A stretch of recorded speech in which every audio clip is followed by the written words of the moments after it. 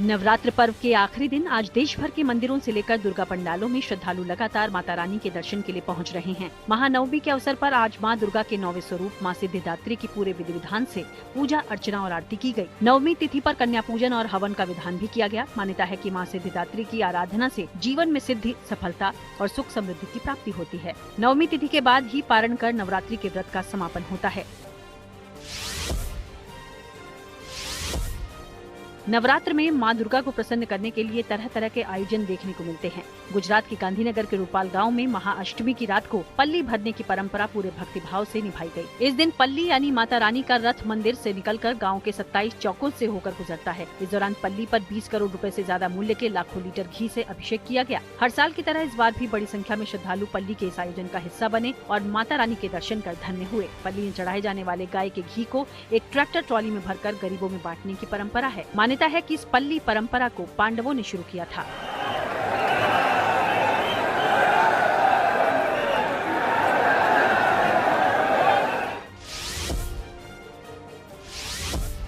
नवरात्र उत्सव में एक से बढ़कर एक दुर्गा पंडाल देखने को मिल रहे हैं, जहां माता रानी विराजी हुई हैं। यूपी के चंदौली के पंडित दीनदयाल उपाध्याय नगर में एक ऐसा ही पंडाल आकर्षण का केंद्र बना हुआ है, जहां मां दुर्गा समेत बाकी स्थापित की गई मूर्तियां 21 तरह के ड्राई फ्रूट्स और बाकी दूसरे खाद्य पदार्थों से बनाई गई हैं।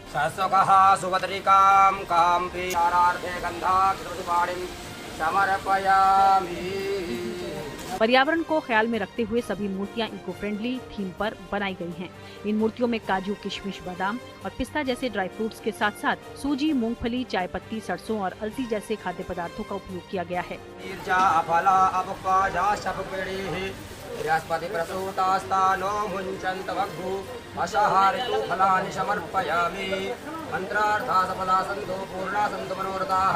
आयोजकों के अनुसार इसके पीछे उनकी सोच ये है कि जब इन मूर्तियों का विसर्जन हो तो जलीय जीव जंतुओं को इसका फायदा मिल सके।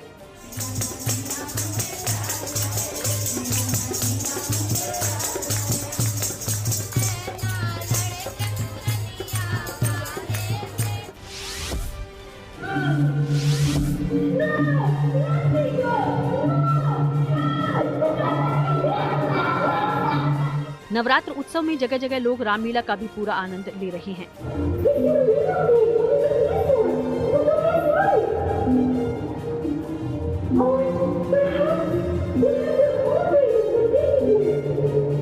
भगवान राम की लीलाओं का केंद्र माने जाने वाले चित्रकूट में भी रामलीला का भव्य आयोजन हो रहा है।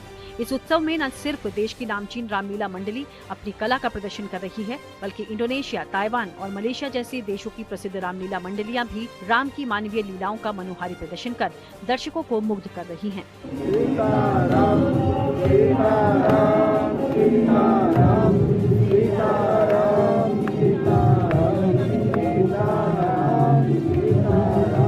विदेश से अपनी कला का प्रदर्शन करने चित्रकूट आए कलाकार अपने अभिनय कला के माध्यम से स्वयं को भगवान राम से जोड़ने का प्रयास करते हैं। प्रभु ही पुनीत मुदित गया हूँ ले पार। ये तस्वीरें हैं शिरडी के साईं बाबा दरबार की, जहां आज से साईं बाबा पुण्यतिथि उत्सव का शुभारंभ हुआ है। ये साईं बाबा का 107वां पुण्यतिथि उत्सव है, जो 4 अक्टूबर तक चलेगा।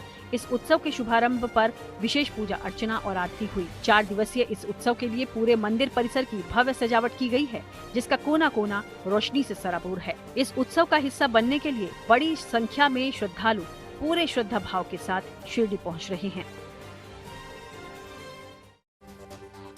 नमस्कार, मैं हूँ श्वेता झा और इस वक्त मैं मौजूद हूँ वडोदरा के लक्ष्मी विलास पैलेस में।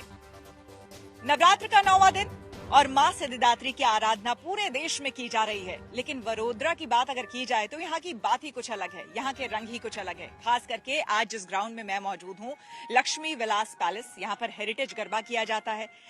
पहली बार ऐसा होता है पूरे साल में जब राजा रानी यानी कि महाराजा और महारानी खुद यहाँ आते हैं। सबसे पहले माता के दर्शन यहाँ पर करते हैं। देखिए, पूजा की थाल यहाँ पर लग चुकी है। थोड़ी ही देर में राजा रानी यहाँ पर आएंगे और तमाम लोगों के साथ यहाँ पर माता की आराधना की जाएगी और उसके बाद गरबा महोत्सव शुरू होगा। जी हाँ, नवरात्र के 9वें दिन आज आखिरी गरबा यहाँ खेला जाएगा, जो कि बेहद भव्य और दिव्य होने वाला है। बताया जा रहा है लगभग 30,000 लोग एक साथ यहाँ पर गरबा खेलने वाले हैं।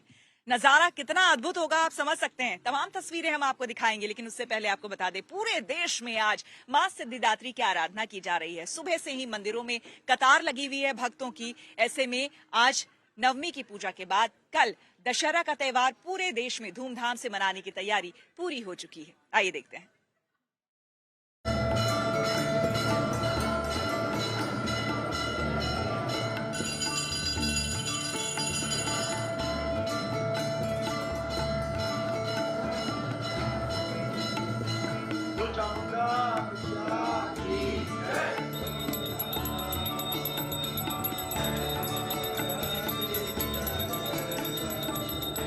शक्ति की उपासना के 9 दिनों का आज है सबसे पावन दिन, शारदीय नवरात्र की नवमी। इस दिन माता के 9वें स्वरूप सिद्धिदात्री की पूजा की जा रही है।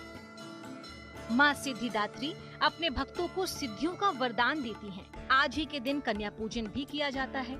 इन कन्याओं को देवी का स्वरूप माना जाता है और मान्यता है कि उनको भोजन कराने से घर में सुख और समृद्धि आती है। वहीं कल यानी गुरुवार को विजयदशमी का पर्व मनाया जाएगा। विजयदशमी बुराई पर अच्छाई का प्रतीक है, लेकिन सबसे पहले हम आपको दिखाते हैं कैसी है नवमी पर मंदिरों की रौनक। जय माता दी, जय माता दी, जय माता दी, जय माता दी, जय माता दी, जय माता दी, जय माता दी, जय माता दी, जय दिल्ली के छतरपुर मंदिर में सुबह मां आद्या कात्यायनी की पूजा हुई। मां के सिद्धिदात्री स्वरूप की भक्तों ने उपासना की। इससे पहले मां का भव्य दिव्य श्रृंगार किया गया। मां कात्यायनी के दर्शन के लिए सुबह से ही भक्तों का तांता लगा रहा।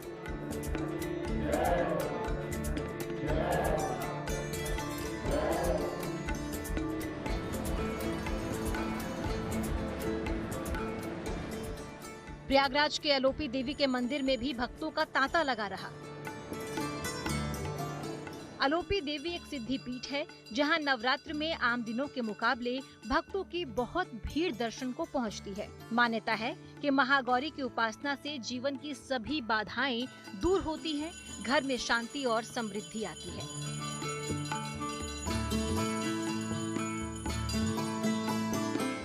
नवमी का पर्व है और हम अलोप देवी मंदिर इलाहाबाद में दर्शन करने के लिए आए हुए हैं सपरिवार। यस, बहुत अच्छा दर्शन हुआ है, व्यवस्थाएं बहुत अच्छी हैं और माँ का आशीर्वाद पूरे नगरी पर और पूरे देश पर बना रहे, यही हमारी मनोकामना है। आज नवमी का दिन है, आरोपी दिन का दर्शन होता है यहाँ पे, इसीलिए आए दर्शन करने देवी जी का। यूँ तो वैष्णो देवी मंदिर में साल भर भक्तों का तांता लगा रहता है, लेकिन नवरात्र में यहाँ की रौनक देखने लायक होती है। माता के जयकारों से पूरा परिसर गुलजार है। हर किसी के मन में दर्शन की उमंग और उत्साह है। जय माता दी, जय माता दी, जय माता दी, जय माता दी, जय माता दी, जय माता दी, जय माता दी, जय माता दी, जय माता दी, जय माता दी।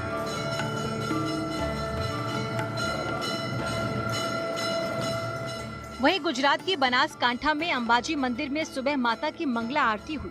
इससे पहले माता का श्रृंगार हुआ और नए वस्त्र धारण करवाए गए। नवमी पर माता के दर्शन के लिए दूर दूर से भक्त यहाँ पहुँच रहे हैं।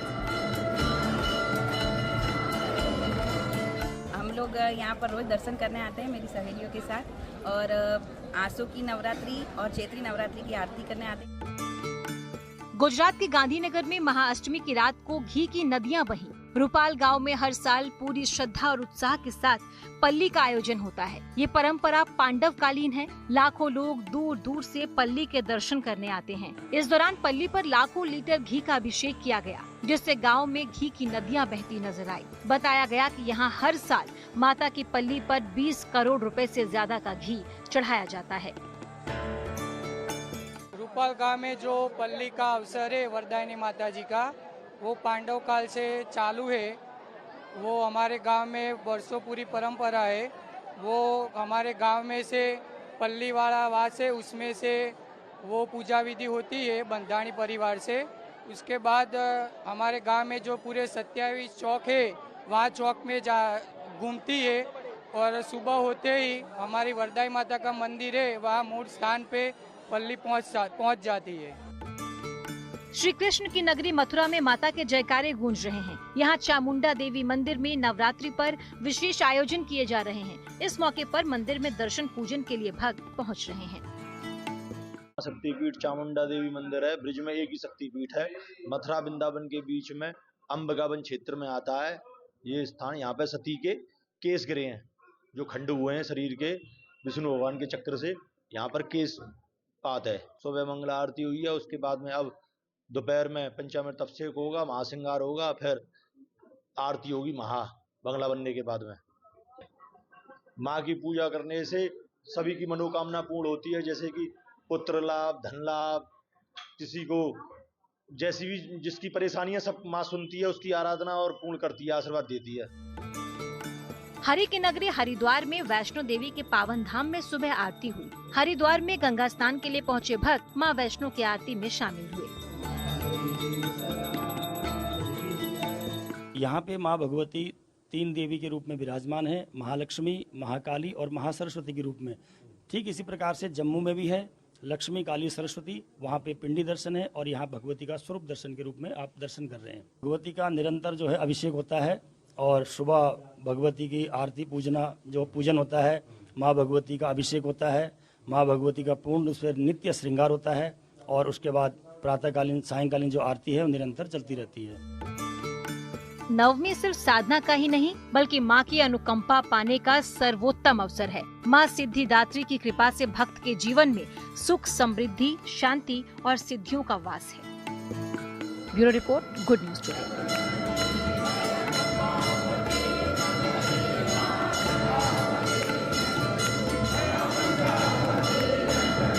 तो आज मां सिद्धिदात्री की आराधना हुई। पूरे देश भर में अब तैयारी है दशहरा की। मान्यता है कि दशहरा वाले दिन मां दुर्गा ने महिषासुर का वध किया था और साथ ही साथ प्रभु श्री राम ने रावण का वध किया था। ऐसे में असत्य पर सत्य की जीत के तौर पर भी कल का दिन यानी कि दशहरा का त्योहार मनाया जाता है। यहाँ भी आज अम्बे मां की पूजा के बाद कल अब तैयारी हो रही है रावण दहन की। इसकी तैयारियां लगभग पूरे देश में पूरी हो चुकी हैं। आइए देखते हैं तस्वीरें।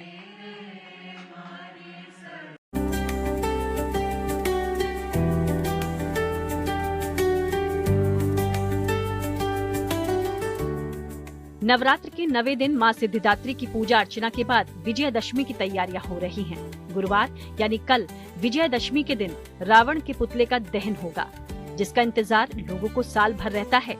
लिहाजा अब सबकी नजरें विजयदशमी पर टिकी हैं। कोटा में दशहरा मैदान में खड़ा किया गया 222 फीट ऊंचा रावण का पुतला सबसे बड़ा पुतला अब तक का बन गया है। इस उपलब्धि के साथ कोटा का नाम एशिया बुक और इंडिया बुक ऑफ रिकॉर्ड्स में दर्ज होने जा रहा है।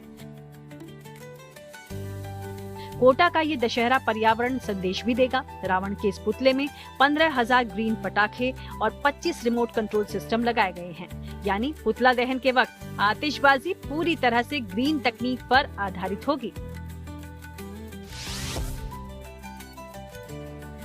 जयपुर की मशहूर रावण मंडी का नजारा देखते ही बन रहा है। यहाँ 5 फीट से लेकर 40 फीट तक के रावण तैयार किए जा रहे हैं। लेकिन इस बार सबसे बड़ा आकर्षण आदर्श नगर दशहरा मैदान में नजर आएगा, जहाँ 108 फीट ऊंचे रावण के पुतले का दहन होगा।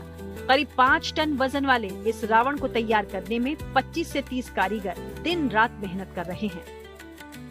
कुछ ही दिन में दशहरा आ जाएगा। दशहरा यानी कि वो दिन जिस दिन रावण का दहन किया जाता है। और आप मेरे पीछे तस्वीरें देख रहे हैं कि किस तरीके से मैं आपको जयपुर का one of the biggest Ravan यहाँ पे दिखा रही हूँ, जिसमें कई लोगों की मेहनत लगी है।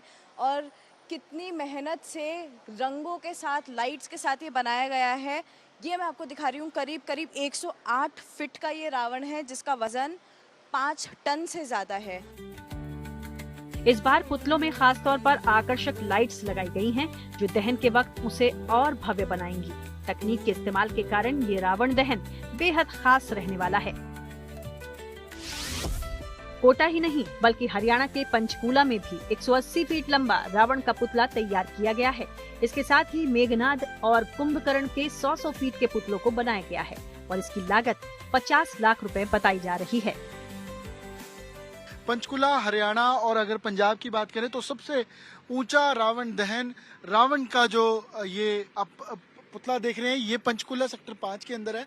इसकी हाइट 180 फीट है और इसको अब भी आप देखिए कि क्रेन के साथ इसके बॉडी पार्ट लगाए जा रहे हैं। रावण जो ये प्रतिमा यहाँ पर है तो यहाँ पर ये 10 सिर, वैसे ही मूछें और इसमें तकरीबन 3000 पटाखे इस रावण की प्रतिमा के अंदर, इस बुत के अंदर लगाए गए हैं। और कल के दिन, कल दशहरा है क्योंकि 2 अक्टूबर के दिन, तो रावण दहन यहाँ पर किया जाएगा। रावण के साथ साथ जो आप ये मेघनाथ और कुंभकर्ण के ये जो 100 फुट के स्ट्रक्चर्स हैं वो तैयार किए गए हैं और मुंह से आग इनके निकलेगी। इको फ्रेंडली पटाखों का इस्तेमाल किया गया है और कुल खर्च इस रावण दहन के लिए, कल के दिन के लिए 50 लाख पूरा किया गया है, जो ये पूरा स्ट्रक्चर बनाया गया है। इन पुतलों में 2000 ग्रीन पटाखे लगाए गए हैं जिसकी आतिशबाजी रिमोट के जरिए होगी। ये पुतले इको फ्रेंडली हैं, यानी पॉल्यूशन का पूरा ख्याल रखा गया है।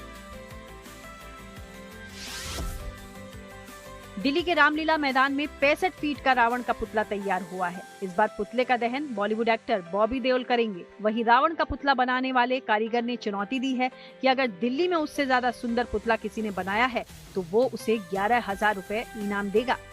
इस वक्त हम मौजूद हैं दिल्ली के रामलीला मैदान में और ये रावण है लवकुश रामलीला कमेटी का। दिल्ली के लाल किला के मैदान में 3 रावण जलाए जाते हैं, उनमें से जो सबसे बड़ी रामलीला होती है लवकुश रामलीला, उसी के मैदान पर हम खड़े हैं और यहाँ पर आपको दिखा रहे हैं कि कैसे रावण एक बार फिर से तैयार हो चुका है, बनकर लगभग पूरी तरह तैयार है।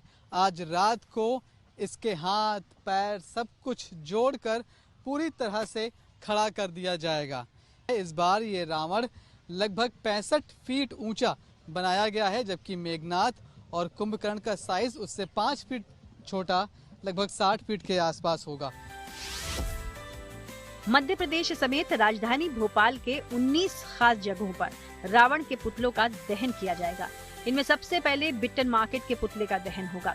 फिलहाल यहाँ पुतलों को लगाने का काम किया जा रहा है।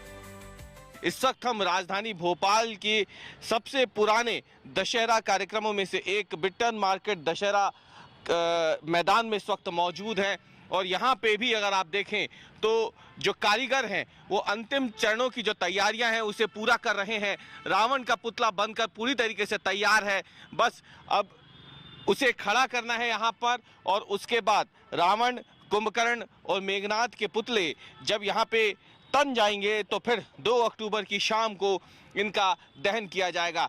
बाकायदा जो राम रावण का युद्ध है उसे भी यहाँ पे दिखाया जाता है, जो कलाकार होते हैं उनकी तरफ से, और फिर उसके बाद जो मुख्य कार्यक्रम है यानी रावण दहन वो होता है और उसके बाद दशहरे एक तरीके से समापन हो जाता है। लखनऊ की ऐतिहासिक रामलीला में इस बार 70 फीट ऊंचा रावण का पुतला तैयार किया गया है और खास बात यह है कि पुतले को वाटरप्रूफ पॉलिथीन से ढका गया है ताकि बारिश का असर न पड़े। रावण के साथ ही मेघनाद और कुंभकर्ण के पुतले भी बनाए गए हैं। ये अगर आप देखेंगे तो यहाँ पर पाएंगे कि जो रावण के हेड का पोर्शन है यानी सर है वो भी यहाँ पर रखा हुआ है और इन सबको भी तैयार कर दिया गया है, क्योंकि पूरी तरीके से यहाँ पर अब ये पूरी तरीके से अब लोगों के लिए तैयार है। जब देश देखेगा, प्रदेश देखेगा कि रावण किस कदर जो इस बार का दशहरा खास है लखनऊ का, ये अपने आप में ही बहुत बड़ी बात होगी, क्योंकि पहली बार 70 फीट का ये रावण तैयार किया गया है, जो कि अपने आप में ही इसको खास बनाता है। बाबा भोले की नगरी काशी में भी रावण के पुतले के दहन की तैयारियां पूरी कर ली गई हैं। गुरुवार को विजयदशमी के दिन रावण के साथ मेघनाद और कुंभकर्ण के पुतले को भी जलाया जाएगा। हम आप पहुंचे हैं धर्म और आध्यात्म की नगरी काशी में सबसे प्राचीन लगभग 482 वर्षों पुरानी, जो 1543 ईस्वी में इसकी शुरुआत हुई थी। आदि लाड भैरव की रामलीला के तहत रावण दहन जहां होता है उसकी तैयारी को दिखाने के लिए, और इसकी शुरुआत कोई और नहीं गोस्वामी तुलसीदास जी के साथ उनके गुरु भाई मेधा भगत जी के द्वारा हुई थी और तब से ये परंपरा चली आ रही है। और देख सकते हैं कि जो कारीगर हैं वे इसको अंतिम रूप देने में लगे हुए हैं। रावण मेघनाद लगभग 50 फीट से भी ज़्यादा ऊंचाई का इस बार तैयार किया जा रहा है।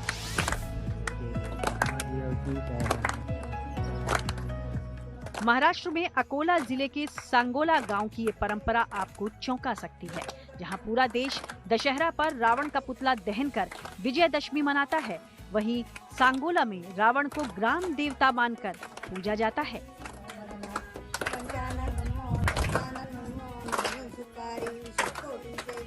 हम अकोला के सांगोला गांव में हैं, जहां पर एक मंदिर के परिसर में है और ये मंदिर जो है वो दशानन सेवा समिति का ये मंदिर है। मानो दशानन कहे तो आपको शायद समझ ही आया होगा, फिर भी मैं एक बार बोल दूं, दशानन अवतार रावण का ये मंदिर है। और दशहरे के दिन अमूमन सभी देश में, सभी इलाकों में दशानन का दहन किया जाता है, लेकिन इस गांव में, महाराष्ट्र के इस गांव में इसका दहन नहीं, तो इसका पूरे भक्ति भाव से पूजा इसकी की जाती है। कुछ देर पहले रावण महाराज की यहाँ पर पूजा की गई है और सभी का यहाँ राम राम, जो महाराष्ट्र में सबसे अहम कहा जाता है, लेकिन यहाँ पर राम राम के साथ जय लंकेश भी कहा जाता है। गांव वालों का ये मानना है कि जब से रावण की पूजा यहाँ शुरू हुई है, तब से गांव में किसी तरह की आपदा नहीं आई। Bureau report, good news today. तो पूरे देश भर में हम आपको तस्वीरें दिखा रहे हैं कि किस तरह से अब रावण दहन की तैयारियां हो रही है। इस वक्त चूंकि मैं मौजूद हूं वडोदरा में आपको बता दें, पिछले 44 साल से पोलो ग्राउंड में रावण दहन किया जा रहा है और इसी रावण दहन के समय में आपको बता दें, पूरे साल में इस समय रामलीला का मंचन किया जाता है। रामलीला का मंचन भी सिर्फ एक दिन होता है। जी हाँ, इससे जुड़ी तमाम खबरें आपको हम बताते हैं। साथ ही बता दें कि इस बार विशेष करके आगरा से कारीगरों को बुलाया गया, जिसने रावण, मेघनाथ और कुंभकर्ण को तैयार किया है। देखिए खबर। मौजूद हूं वडोदरा के पोलो ग्राउंड में। ये वही पोलो ग्राउंड है जहां पर पिछले 44 साल से रावण दहन का कार्यक्रम हो रहा है और इस बार भी तैयारियां पूरी की जा रही है। आखिरी चरण में तैयारियां हैं। आप देख सकते हैं यहाँ पर रावण को किस तरह से, हालांकि डिसमेंटल है, अब जो है धीरे धीरे असेंबल यहाँ पर किया जा रहा है। रावण के चेहरे को आप देख सकते हैं और साथ ही साथ यहाँ पर देखिए जो उसके 10 सर हैं रावण के, वो यहाँ पर बना के अब रख दिए गए हैं। अब धीरे धीरे सभी को जोड़ा जाएगा यहाँ पर और तैयारी जो है लगभग आज पूरी कर ली जाएगी। रावण, मेघनाथ और कुंभकर्ण यहाँ पर बनकर लगभग तैयार हैं। तो जो बनाने वाले हैं आइए उनसे बात कर लेते हैं। क्या नाम हुआ आपका? जी, मेरा नाम तौसीन खान है और हम आगरा से आते हैं। क्या बात है, आप आगरा के रहने वाले हैं। तो तौसीन, ये बताइए कि स्पेशली आप वैसे यहाँ रोज में यहीं रहते हैं या आप आगरा रहते हैं? नहीं, हम आगरा रहते हैं। और स्पेशली नवरात्रि के लिए, दशहरे के इवेंट के लिए हम हर साल आते हैं। अच्छा, तो स्पेशली देखिए आगरा से इन लोगों को बुलाया गया है, कारीगर को बुलाया गया है, ताकि रावण के पुतले को, रावण, मेघनाथ और कुंभकर्ण के पुतले को बनाया जाए। क्योंकि जाहिर सी बात है वहाँ के जो कारीगर हैं वो बहुत बेहतर बनाते हैं। हमने देखा है रामलीला ग्राउंड में भी किस तरह का वहाँ पर कार्यक्रम होता है, दूसरे भी मैदानों में दिल्ली में हमने देखा है। उसी तरह से वडोदरा इन्हें बुलाया गया है। तौसीन, ये बताइए कि इस बार जो रावण बनाया गया है, ऊंचाई कितनी रहेगी रावण की? इस बार आप लास्ट ईयर के हिसाब से आप देख सकते हो, इस बार रावण की फीट है करीब 51 फीट का रावण है और मेघनाथ और कुंभकर्ण 40 फीट के। अच्छा, मेघनाथ, कुंभकर्ण 40 फीट के और रावण 51। तो क्या ये लोग क्या करते हैं हर बार, क्या हाइट इतनी ही रहती है या फिर बढ़ती घटती है? नहीं, सेम हाइट रहती है। अच्छा, हर बार 51 फीट का ही रावण बनाया जाता है यहाँ पर। हाँ। तो अब ये मुझे बताइए, ये जो हम अभी देख पा रहे हैं अपनी आंखों के सामने, किस तरह से इसको पूरा बनाया गया है? लगभग कितने कारीगर लगे थे तब जाके ये पूरा कंप्लीट हुआ काम? जी, हमारे आगरा से कम 40 कारीगर आते हैं और इसको एक पुतले को बनाने में 3 से 4 दिन लगते हैं और 20 लोगों की टीम होती है एक पुतले को बनाने में, कम से 3 से 4 दिन लगाते हैं। देखिए, पूरे देश में इस वक्त गरबा किया जा रहा है। खास करके अगर हम कहें, गुजरात में गरबा की धूम है। वडोदरा से लेकर अहमदाबाद, सूरत, तमाम तरह की तस्वीरें सामने आ रही है। हालांकि देश के अलग अलग हिस्सों में भी गरबा हो रहा है, लेकिन यहाँ की बात यानी गुजरात की बात कुछ अलग है। और खास करके जूनागढ़ से गरबे की खास खबर सामने आ रही है, वो आपको हम दिखाएंगे। लेकिन उससे पहले यहाँ के गरबा जो करने आए हैं, खास करके आज लक्ष्मी विलास पैलेस में, उनसे बात कर लेते हैं। क्या नाम है आपका? मनीषा पटेल। मनीषा, आप कब से गरबा कर रही हैं? मैं यहाँ बहुत सालों से गरबा कर रही हूँ। एलवीपी जब से स्टार्ट हुआ है 4 साल से, तब से इसी ग्राउंड पे हम गरबा करते हैं। ये बताइए कि आज नवरात्र का आखिरी दिन है, आज तैयारी कैसी है, कब तक गरबा करना है? आज तो एकदम दिल से जम के तैयारियां हैं और आज पता भी नहीं चल रहा है कि लास्ट दिन है। आज हम 9 दिन खत्म हो गए हमारे दिल से। हमें मतलब 9 दिन हम इतना साज श्रृंगार सज के करते हैं ना कि पूरा पूरा दिन उसमें निकल जाता है। आज माता रानी का आखिरी नौरता है तो हम भी आज दिल से खेलेंगे। तो आज जो आपने ये पोशाक पहना है ये क्या है, जरा बताइए। ये पोशाक मैंने खुद ही रेडी किया है। अच्छा। हाँ, और ये ट्रेडिशनल पोशाक होता है हमारा। जैसे ये ज्वेलरी है, ये सब बनाना ये खुद ही बनाया है। क्या बात है, आपने खुद? हाँ, ये खुद ही स्टिच किया हुआ है और मेकअप आर्टिस्ट से मेकअप कराया है। कितना टाइम लगा तैयार होने में? तैयार होने में हम 4 बजे से रेडी होते हैं। क्या बात है, 4 बजे से तैयारी चल रही है तब जाकर के आज ये तैयार हुई है। चलिए आप गरबा करिए, मैं कुछ और लोगों से भी बात कर लेती हूँ। आप इधर आइएगा जरा। ये बताइए कि आप कितने समय से गरबा कर रहे हैं? मुझे 8-9 साल हो गए यहाँ पे। हाँ। अच्छा ये बताइए, आज जो यहाँ गरबा होने वाला है, 3 ताली या 2 ताली, फेवरेट कौन सा स्टेप? 2 ताली। 2 ताली फेवरेट है, करके दिखाएंगे? ये देखिए, इसे कहते हैं 2 ताली। और ये बहुत से, खास करके जो वडोदरा के लोग हैं ना और प्रतिभागी जितने भी आते हैं गरबा करने के लिए, उनका 2 ताली इज दी फेवरेट। ट्रेंडिंग भी है, लोग पसंद भी कर रहे हैं, कई सारे रील्स भी बन रहे हैं। लेकिन इस बीच जैसा कि मैंने आपको बताया कि जूनागढ़ से एक खबर आई है, जूनागढ़ में जो गरबा हुआ है उसको लेकर काफी चर्चा है। चलिए आपको हम दिखाते हैं, साथ ही साथ दिल्ली और बनारस की भी गरबा की खबर है। आइए चलते हैं।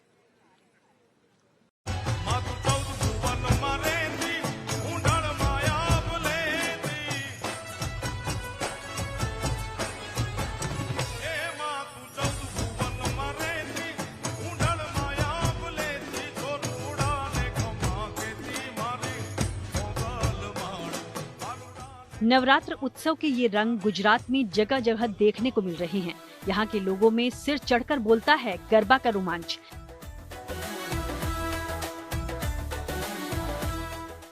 ये सिर्फ नृत्य नहीं बल्कि माँ की शक्ति के प्रति भक्ति का एक ऐसा रंग है जो हर किसी को हर्ष से सराबोर कर देता है।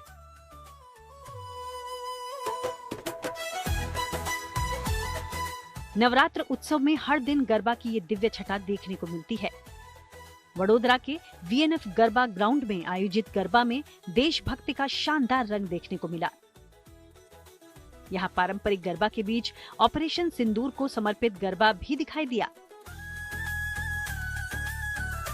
सबसे पहले तो आपको तस्वीरें हम मंच की दिखा लेते हैं। यहाँ पर जितने भी आर्मी के रिटायर्ड ऑफिसर्स हैं वो सभी आपको नेशनल फ्लैग के साथ नजर आ जाएंगे। और इसके पीछे की क्या सोच है, इन्हें क्यों यहाँ आमंत्रित किया गया है, ये हम जानते हैं वीएनएफ के जो ऑर्गेनाइजर हैं मयंक भाई से। भारत के जो बहादुर सेना है, हमारे बहादुर प्रधानमंत्री है, उनकी स्मृति में हम ये सब करते हैं। हमारे जवानों ने जो किया है वो सब चीज को हम दिखाना चाहते हैं और हर एक हिंदुस्तानी में एक देश प्रेम की भावना जगाना चाहते हैं। यहाँ पर ऑपरेशन सिंदूर को समर्पित गरबे की शुरुआत हो गई है, जहाँ पर आप देख सकते हैं जितने भी आर्मी से जुड़े एक्स सर्विसमैन हैं सब यहाँ पर मौजूद हैं। साथ ही साथ पुलिस से भी जुड़े कुछ लोग यहाँ पर मौजूद हैं। आप देख सकते हैं तिरंगा झंडा फहराते हुए। ये अद्भुत तस्वीर है जो आपको हम सीधे वडोदरा नवरात्रि फेस्टिवल से दिखा रहे हैं। एकाएक पूरा गरबा ग्राउंड ऑपरेशन सिंदूर के जो हमारे जवान थे, जो एयरफोर्स के जवान थे, उन्हें सलामी लेता हुआ यहाँ पर नजर आया। इस विशेष गरबा का हिस्सा बनने पहुंचे सभी लोग देश प्रेम की भावना से ओत-प्रोत नजर आए। यहाँ के पारंपरिक गरबा में एक साथ 40,000 से भी ज्यादा लोगों ने एक साथ गरबा किया। ये अद्भुत नजारा हर किसी को मुग्ध कर देने वाला रहा। यहाँ गरबा के लिए अलग अलग रूप में लोग पहुँचे। किसी ने माँ दुर्गा का रूप धरा था, कोई भगवान शिव की वेशभूषा में आया। माता रानी के अवतार में यहाँ पर गरबा करने के लिए आई है। आपने माता रानी का वेश धरा है? हाँ, दुर्गा माँ का। दुर्गा माँ का ये कुछ सोच के आपने ऐसा धरा या फिर क्या? नहीं, कोइंसिडेंसली हो गया। वडोदरा के लोगों के लिए गरबा सिर्फ एक नृत्य नहीं है बल्कि गरबा माँ की भक्ति का एक रूप है, एक तरीका है। यहाँ पर भोलेनाथ भी आपको नजर आएंगे। आपने चेहरे पर जो कलर लगाया है वो कौन सा कलर है? वो तो मेरे फ्रेंड ब्यूटिशियन है, उससे मेरे को लगा के दिया थे, उसने सब तैयार करके दिया। अच्छा, और आपने क्या क्या अपने पूरे कॉस्ट्यूम के बारे में बताइए। ये पूरा कॉस्ट्यूम मैंने मुकेश ड्रेस वाला है, उदित के वहाँ से लिया है मैंने, और ये मैंने स्पेशली आज के लिए उज्जैन से डमरू मंगवाया है। उज्जैन से? हाँ। जरा मैं बजा कर तो ऐसे एक से एक कलाकार आपको यहाँ पर मिल जाएंगे। गायक गायिकाओं और वाद्य यंत्र से निकलते सुर गरबा में शामिल लोगों को जोश से भर रहे थे, तो अलग अलग वेशभूषा वाले सभी को अपनी तरफ आकर्षित कर रहे थे। अब ये देखिए एक और यहाँ पर शख्स है, ये कितने किलो का है?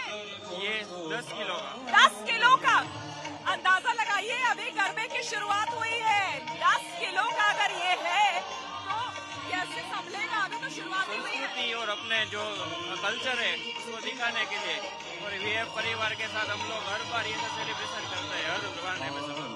यहाँ आकर जो आपको महसूस होगा वो आपको, मुझे लगता है कि कहीं चले जाइए आपको पूरे देश में, पूरे दुनिया में, वो आपको महसूस नहीं होगा। ये पूरी टीम आई हुई है। ये क्या है? वडोदरा के अलावा गुजरात में दूसरी जगहों पर भी नवरात्र उत्सव में गरबा के शानदार रंग देखने को मिलते हैं। सूरत से लेकर जामनगर तक में इसका भव्य आयोजन होता है। अब सूरत के इस उमिया धाम मंदिर परिसर में आयोजित गरबा को देख लीजिए। यहाँ सिर पर कलश रखकर महिलाओं ने गरबा खेला और गजब के संतुलन का प्रदर्शन किया। इस पारंपरिक गरबा में महिलाओं के सिर पर रखा कलश हिलता नहीं है। गरबा खेलने का ये दृश्य बेहद मनोरम होता है। इस अद्भुत गरबा में ऑपरेशन सिंदूर की झलक भी नजर आई। गरबा खेलती महिलाओं के सिर पर रखे कलश में तिरंगा लगा था, तो भारतीय सेना के लड़ाकू विमानों की झांकियां भी यहाँ की शोभा बढ़ा रही थी।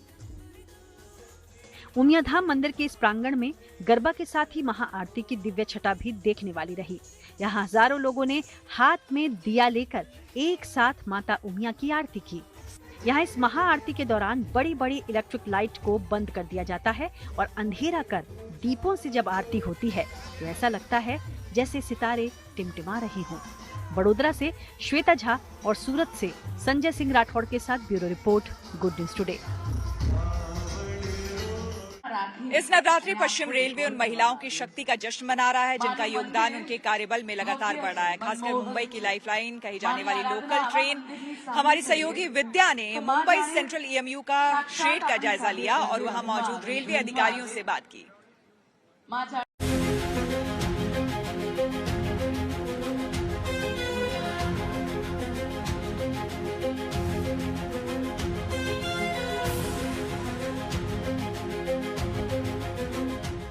पिछले कई सालों में मुंबई और महाराष्ट्र और देश के वर्कफोर्स में महिलाओं की जो भागीदारी है वो बड़ी है और नवरात्रि के दौरान जब हम देवियों की शक्तियों को सेलिब्रेट करते हैं तो ये एक मौका है महिलाओं की जो रिकॉग्निशन है, जिस तरह से वो काम करते हैं उसको भी रिकॉग्नाइज करने का। और पिछले कई सालों में मुंबई के अगर आप लोकल ट्रेनों को देखें तो बहुत जिस तरीके से इसका मेंटेनेंस होता है उन सब कामों में जनरली पुरुष काम करते थे, महिलाएं की जो भागीदारी है वो बहुत कम हुआ करती थी। लेकिन इस वक्त जहां हम मुंबई खड़े हैं वो है मुंबई सेंट्रल का जो EMU कार शेड, ये जो लोकल ट्रेन आप देख रहे हैं इसका मेंटेनेंस यहीं वेस्टर्न रेलवे का होता है। और यहां से जब हरी झंडी मिलती है कि ये 25 करोड़ की जो गाड़ियां आप देख रहे हैं ये सही चल रही हैं, सब ठीक ठाक हैं, तो यहाँ से जब हरी झंडी मिलती है, मेंटेनेंस हो जाती है, तभी ये लोगों के इस्तेमाल के लिए डाली जाती हैं। लेकिन अभी पिछले कुछ सालों में हमने देखा है कि किस तरीके से पहले जहां लोग महिलाओं को सिर्फ स्टेशनरी का काम यानी कि क्लरिकल जॉब्स मिलते थे, वहीं अब महिलाएं इस पूरे EMU कार शेड में बहुत बड़ा हिस्सा का काम कर रही हैं। बहुत बड़ी भागीदारी का काम है जिसमें कि वो पूरे EMU की जो कार शेड में जिस तरह से रेक्स हैं उसके मेंटेनेंस का काम देखती हैं, उसमें कहीं कोई दिक्कत ना हो ताकि जब लोगों के लिए जब पैसेंजर्स इसमें चढ़ें तब किसी समय तरह की समस्या ना हो, ये सारा काम अब महिलाएं देखती हैं। पश्चिम रेलवे की जहां तक बात है ऑलमोस्ट 90,000 की हमारी टोटल मैन पावर है और उस वर्कफोर्स में ऑलमोस्ट 7,000 के अप्रॉक्स हमारे जो हैं फीमेल स्टाफ हैं। ओवर द लास्ट 10-11 ईयर्स अगर हम बात करें तो देखिए वर्कफोर्स में तो वुमेन पार्टिसिपेशन था और बहुत अच्छा था, but over the last 10-11 years हमने ये कॉन्शियसली एक देखा है कि जो participation of female staff in critical activities उस पे बहुत हमारा फोकस रहा है। देखिए जैसे 40 to 45 क्रिटिकल एक्टिविटीज होते हैं एक ट्रेन के मेंटेनेंस के लिए, और इन सभी क्रिटिकल एक्टिविटीज में ऑलमोस्ट नेग्लिजिबल था पिछले 10 से 11 साल पहले की अगर बात करें। स्लोली ये बढ़ता रहा, बेहतर होता रहा, और अभी एज ऑन डेट अगर मैं कहूँ तो ऑलमोस्ट 10% जो इस पूरे कारशेड की जो वर्कफोर्स है वो महिलाएं देख रही हैं इसको। और इसमें से कुछ चुनिंदा क्रिटिकल एक्टिविटीज की अगर बात करें तो उसमें डेडिकेटेड फीमेल स्टाफ की गैंग है जो ये पूरा का पूरा काम इंश्योर करती है।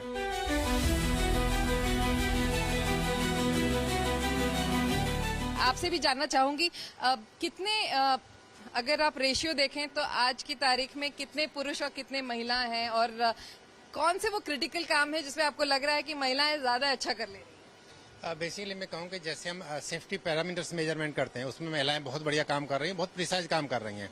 इसी तरीके से मैं इधर दिखाऊं बैटरी का चेक करते हैं, बैटरी के पैरामीटर, इसमें महिलाएं मतलब पुरुषों से मैं कहूँ कहीं भी किसी भी तरीके से कम नहीं है मेजरमेंट करने में, जहाँ पे बहुत प्रिसाइज रीडिंग लेनी होती है। सो वहाँ उनका रोल बहुत ही इंपॉर्टेंट है, बहुत प्रिसाइज, इस वजह से हमने उनको वो वर्क सेंटर डेप्यूट किए हुए हैं।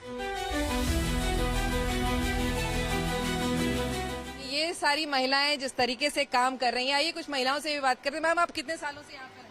मैम मैं लगभग 17 साल हो चुके हैं कारशेड में काम करते हुए। 17 साल पहले कितनी महिलाएं थी और आज कितनी महिलाएं? मैं जब यहाँ पर ज्वाइन की थी तो महिलाएं जनरली मैंने ऑफिसेज स्टाफ के रूप में देखी थी, नीचे टेक्निकली काम करते हुए तो नहीं देखी। इस तरह से तो कभी इस तरह से नहीं, तो ग्रेजुअली ये डेवलपमेंट हुई है मैम, और मुझे बहुत गर्व है कि मैं इसका एक पार्ट हूँ।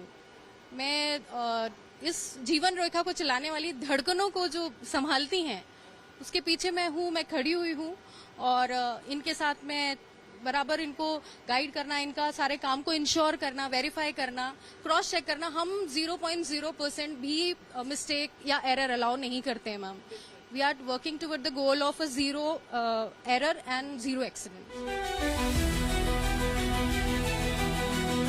वेस्टर्न रेलवे की ये पूरी महिलाओं की टीम है जो रोज 24 घंटे ये जो EMU के जो कार रेक्स जो आप देख रहे हैं, मुंबई की लाइफलाइन बिना किसी हिचकिचाहट, बिना किसी दिक्कत के रोज चलती रहे। 24 घंटे जो ट्रेन चलती हैं उसके पीछे इन महिलाओं का कितना बड़ा हाथ है, और नवरात्रि के समय में वेस्टर्न रेलवे इसी को सेलिब्रेट कर रहा है।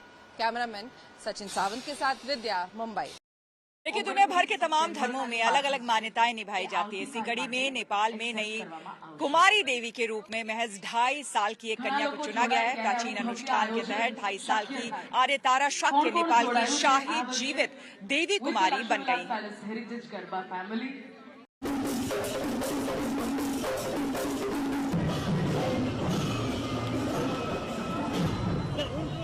नेपाल में आस्था का नया केंद्र बन गई है ये बच्ची। लोक आस्था और परंपरा की राह पर आगे बढ़ते हुए नेपाल में नई कुमारी या जीवित देवी के रूप में 2.5 साल की बच्ची का चयन किया गया। नेपाल की दशई पूजा के दौरान प्राचीन अनुष्ठान के तहत आर्यतारा शाक्य को नेपाल की शाही जीवित देवी कुमारी के तौर पर चुना गया। 30 सितंबर यानी मंगलवार के दिन काठमांडू के ऐतिहासिक कुमारी घर में आर्यतारा की औपचारिक पूजा की गई। विधिवत पूजा अर्चना के साथ आर्यतारा शाक्य को सिंहासन पर बैठाया गया। मंगलवार को आर्यतारा के पिता उन्हें गोद में उठाकर तलेजू भवानी मंदिर ले गए, जहां हजारों लोग कुमारी की एक झलक पाने के लिए कतार में खड़े नजर आए। मौजूदा कुमारी आर्यतारा तृष्णा शाक्य की उत्तराधिकारी बनी है। परंपरा के मुताबिक किशोरावस्था में प्रवेश करते ही तृष्णा का कुमारी काल समाप्त हो गया। कुमारी काल समाप्त होने के बाद उन्हें विशेष प्रार्थनाओं और ज्योतिषीय मूल्यांकन के साथ घर ले जाया गया। कैसे चुनी जाती है जीवित देवी कुमारी? कुमारी को हिंदू देवी तलेजू का जीवित अवतार माना जाता है। उनकी चयन प्रक्रिया प्राचीन तांत्रिक विधियों और ज्योतिषीय मूल्यांकन पर आधारित है। इसमें पंचांग समिति, तलेजू के मूल पुजारी और ज्योतिषी शामिल होते हैं। शर्त ये भी है कि राजसी कुमारी शाक्य कुल से होनी चाहिए और उसके माता पिता दोनों काठमांडू के स्थानीय शाक्य समुदाय से होने चाहिए। कुमारी बनने के लिए बच्ची को साहस की परीक्षा भी देनी होती है, जिसमें उसे कई बलि दिए गए भैंसों और रक्त में नाचते हुए नकाबपोश पुरुषों को दिखाया जाता है। इस दौरान अगर डर का कोई भी लक्षण दिखता है तो बच्ची को देवी तलेजू का अवतार बनने के योग्य नहीं माना जाता है। नेपाल की आस्था का केंद्र तलेजू भवानी मंदिर। नेपाल में तलेजू भवानी मंदिर एक धार्मिक स्थल ही नहीं बल्कि ये नेपाल की सांस्कृतिक और ऐतिहासिक धरोहर का भी प्रतीक है। दरबार स्कायर में मौजूद ये मंदिर नेपाल के सबसे पवित्र और शक्तिशाली मंदिरों में गिना जाता है। इसकी भव्यता, रहस्य और धार्मिक महत्व इसे अद्वितीय बनाते हैं। तलेजू भवानी को माँ दुर्गा का ही एक रूप माना जाता है। नेपाल के मल्ल राजाओं ने उन्हें अपनी कुल देवी रूप में स्वीकार किया था।